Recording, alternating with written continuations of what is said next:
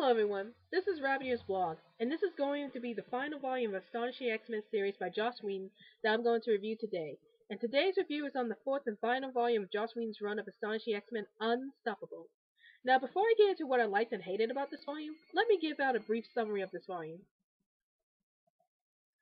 After the events of the third volume Torn, the X-Men are mysteriously transported through space, and they once again meet up with Agent Abigail Brand, the secret agent from the first volume Gifted. Agent Abigail Brand explains to the X-Men that the people on the Break World, an alien planet where Ord came from, is threatening to send a giant bullet to hit Earth unless the X-Men bring the Break World's Colossus, who is the mutant destined to destroy the Break World. Will the X-Men give up Colossus after finding him all these years to save the Earth? Or can the X-Men stop the bullet from hitting Earth? Find out once you read this final volume of Astonishing X-Men Unstoppable. Wow, this volume was simply amazing and intense at the same time. Out of all the Astonishing X-Men comics I have read from Joss Whedon's run, this and Gifted were my all-time favorite story. Now don't get me wrong, I love Dangerous and Torn also, but I felt that Gifted and Unstoppable connected more with each other story-wise, and that made me really enjoy the flow of the stories in both of these volumes.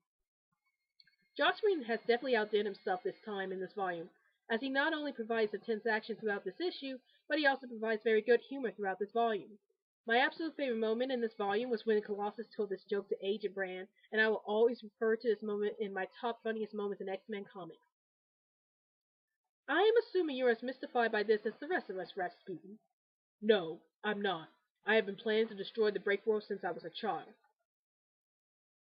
This is why I don't make so many jokes. I never know when it's good. Oh, if only they put this dialogue on an animated show or something, it would have sounded so much better. Anyway, the writing in this volume was brilliant, and it was great seeing the different character interactions throughout this volume. My favorite being of Wolverine and Armor's relationship with each other, as they fight each other, but they have that grudging respect for each other that made the relationship so amusing to watch. Once again, Kitty and Colossus' relationship with each other was so tastefully done, and I love the fact that they were willing to spend the last moments together when they had to fight to save the planet Earth.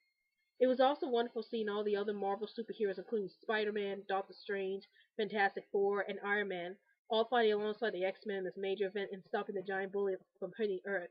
And it also provided some classic hilarious lines from Spider-Man that I really enjoyed.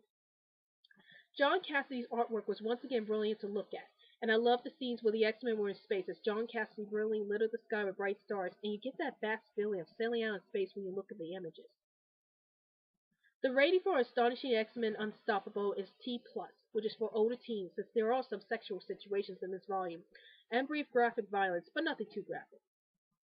Overall, I give Astonishing X-Men Unstoppable a 5 out of 5. Brilliant work in providing tension on the story, and great development for the characters. Alright, here are some spoilers coming up, so if you haven't read this volume yet, feel free to skip over this. But if you have read this volume and you want to see how I felt about these scenes, keep watching. Alright, so if you have read this volume, you know that a very memorable X-Men character dies, and that's Kitty Pryde. This scene did sadden me because I really love Kitty Pryde and all the character development that has been going on for her for years, and it was sad to see her separated from the love of Colossus.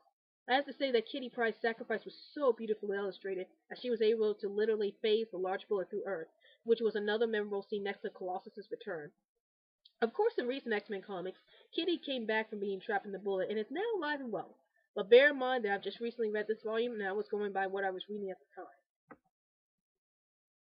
So, what do I think of the entire run of Joss Whedon's Astonishing X-Men? I thought that it was brilliant work, and Joss Whedon did each of these characters justice, especially of Kitty Pryde and Colossus. And I love the way that he made various references to older X-Men comics, since it gives you that nostalgic feeling of reading the X-Men comics from the 80s and 90s. I also believe that this series was probably the borderline between classic X-Men comics and newer X-Men comics. What I mean by that is that this series has both the classic and the new style feel to the stories. Joss Whedon's run in Astonishing X-Men contained the lighthearted tone of the earlier X-Men comics through its humor and the characters' interactions with each other, while still providing a dark tone about people dying that is prevalent in the newer X-Men comics. And the two different tones actually balance out each other very well, and provided several interesting and effective stories around the characters. I would have to say that this is clearly one of the best series I have read of the X-Men comics during the 2000s. And I'm definitely looking forward to reading more of the X-Men comics in all eras in the future. Well, that's my review on Astonishing X-Men Unstoppable. And while this is the last volume that I'm reviewing for Joss Whedon's run on Astonishing X-Men, I'll be back with more reviews regarding other books, TV series, and much, much more. See you later.